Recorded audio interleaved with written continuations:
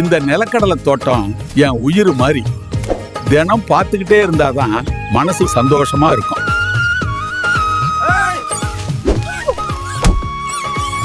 போங்கடா, எல்லா செடியையும் நாசம் பண்ணிட்டீங்களே. ஒரு பூத கொள்ள போட்டா இவங்க பயந்து ஓடிடுவாங்க போல.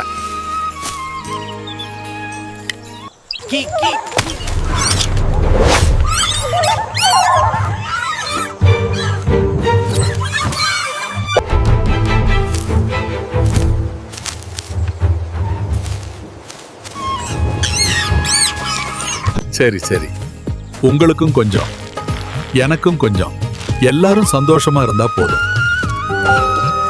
சண்டை போடுறதுக்கு பதிலா புத்திசாலித்தனமா யோசிச்சாதான் பிரச்சனைக்கு நல்ல தீர்வு கிடைக்கும்.